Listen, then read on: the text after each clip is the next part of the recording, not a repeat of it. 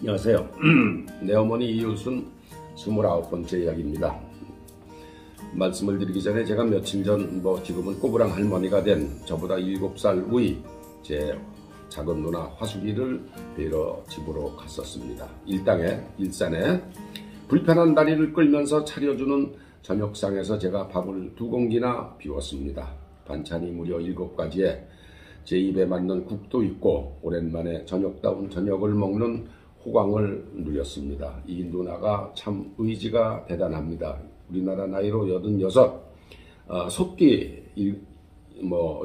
우리나라 나이로 이제 솥기 87인데 다리도 불편한데 매일 그 바깥 나들이를 빼놓지 않습니다. 조그만 3층 빌라에 사느라 계단을 오르내리는 것에 아주 많이 불편해도 하루 2번은 꼭 외출을 합니다. 한 번은 운동하러, 또 한 번은 꼭 일부러 가게를 가더라도 빼놓지 않습니다. 자식들은 계단에서 구르면 어쩌느냐, 길에서 넘어지면 어쩌느냐 하며 말리지만 제 작은 누이는 막무가내입니다. 이 누이가 6.25 전쟁 통해 7남매 중 유일하게 중학도 변변하게 다니지 못했지만 참 똘똘합니다. 계단이 무섭고 길 걷는 게 무서워서 집에 있다 보면 근육이 줄어들어 안전뱅이 신세가 된다는 걸, 그래서 결국에는 움직이지 못하니까 요양병원 신세가 된다는 걸 잘 알고 있습니다.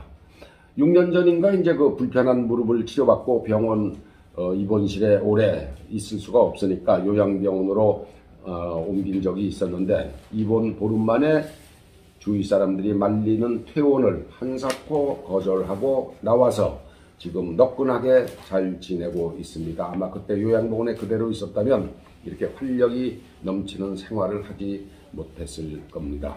요양원도 그렇고 요양병원도 그렇고 안 들어갈 수 있으면 안 들어가는 게 안 들어가고 행복하고 건강하게 사는 게 제일 좋죠. 제 누나는 집으로 오는 요양사도 일주일에 2번인가 밖에는 안 부른다고 합니다. 앉았다 일어서기 힘들어도 집안일은 가능하면 몸소하려고 합니다. 동네의 친구들이 일주일에 2번 집으로 와서 밥도 지어서 같이 먹고 점심도 함께 먹고 동전 내기 고스톱을 저녁까지 치고 놉니다. 또 2번은 다른 친구 집에서 똑같이 모여 먹고 놉니다. 제가 초등학교 쪽에는 이 누나와 함께 냄비를 들고 수원역 뒤 그 남서쪽 저 바닷가 쪽으로 남양으로 가는 길목에 있는 고색이라는 동네로 술찌거미를 사러 겨울이면 2-3번을 갔었습니다. 막걸리를 만들고 남은 밀찌꺼기가 술찌거미입니다. 이 술찌거미를 한 번 더 쥐어짜면 그게 모주라고 그러는 건데 양도 많지 않고 모양도 걸쭉한 게 맛도 털털해서 모주는 잘 안 만듭니다. 그러니까 술찌거미는 아주 약한 막걸리가 들어있다고 보면 됩니다. 이 술찌거미를 집에서 불에 살짝 데워 설탕을 넣어 달달하게 해서 먹으면은 추위도 달아나고 얼굴도 화끈거리고 그렇습니다. 겨울철 1-2번 긴 밤참 대신 때우기에도 제격입니다. 제가 1957년 봄 초등학교를 졸업하고 서울의 중앙중학에 입학한 때만 해도 지병원은 어렵지 않았었나 봅니다. 제 중학생활은 초장부터 전혀 순조롭지 않았습니다. 중학식에서 입학식에서 반도 정하고 번호도 정하고 책도 사고 교복도 사고 해가며 쌍굴다리가 있는 가롤동 큰누나 집에서 종로 가회동 꼭대기 개동의 학교 버스길을 익힌 지 2주일도 안 된 3월 중순에 제가 급성 대장염에 걸렸습니다. 입학하자마자 바로 집에서 39도 40도를 오르내리는 고열로 일주일 가까이를 고생하고 죽을 먹으며 쉬는데 3월 말이 가까워오니까 슬그머니 학교 가는 게 겁도 나고 집을 떠나는 게 싫어지기 시작했습니다. 4월 초 어느 날 한 20일 앓고 났더니 아버지가 제게 이제 밖에 나다니면서 고쳐야 병도 잘 낫는다 하며 서울로 올라가기를 권했습니다. 서울 가는 버스터미널이 남문 그 아래쪽에 있었는데 삶은 계란과 찐빵, 건빵, 오징어, 껌 등을 파는 장사치가 버스 타는 사람만큼이나 많던 시절이었습니다. 2시간이나 걸려 제1한강교를 건너자마자 있는 그 용산 버스터미널에 내리는 시간에 대개 밤 9시 제가 집을 떠나는 게 아쉬워 꼼지락대다 항상 7시경 막차 가까운 버스를 탔기 때문에 서울에 그 9시에 그렇게 항상 도착을 했던 거죠. 일요일날.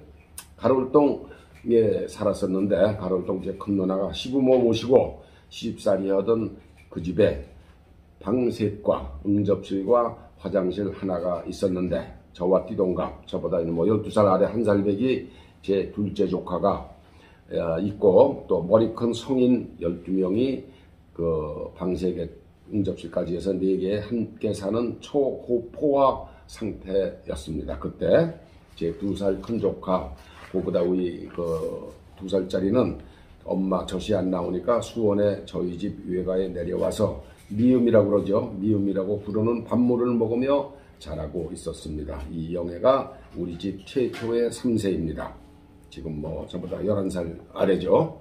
가로울동에서는 응접실도 이제 세를 놓았습니다. 제 큰 누이가 응접실도 세를 놓아서 육군 대위 계급장을 단 군의관 오빠와 이화여대 다니는 큰언니, 숙명여대에 다니는 작은 누이 동생, 이렇게 3남매가 그 마산 출신인데 그 함께 자취를 하고 있었습니다. 뭐 복잡된 거야 이루 말할 수 없었죠.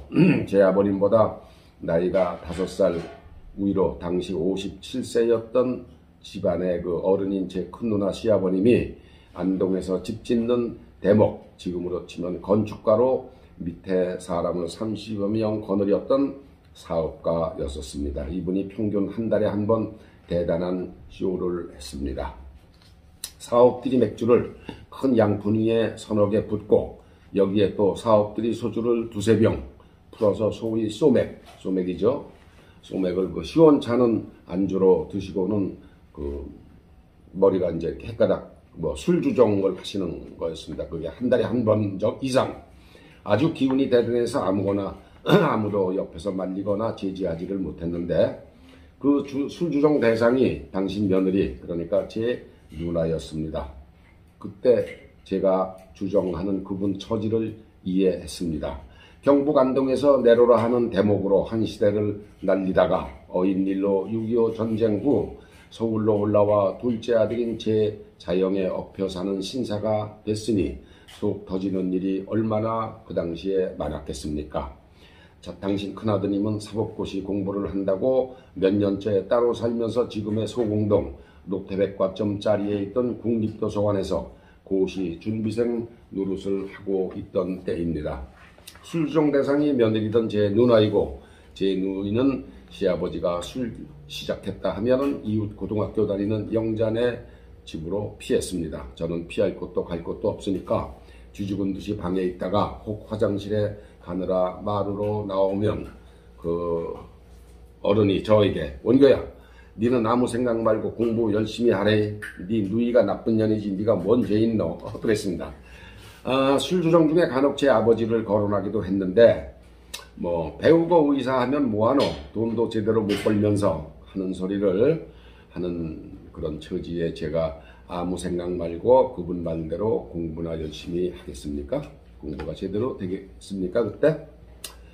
그때 뭐 누나의 그 시동생과 중앙대학을 다니는 하숙생 중군이라는 형이 있었는데, 하고 저하고 같이 방을 썼는데, 그때 전 제 책상도 없었습니다. 방 한 구석에 책을 이렇게 포개놓고 살았습니다.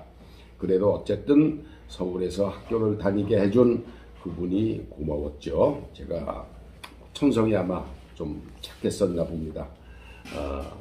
뭐 그렇게 술주정을 한 달에 한 번씩 아주 정기적으로 해야 돼도 제가 그렇게 아주 속으로 미워지를 않았습니다.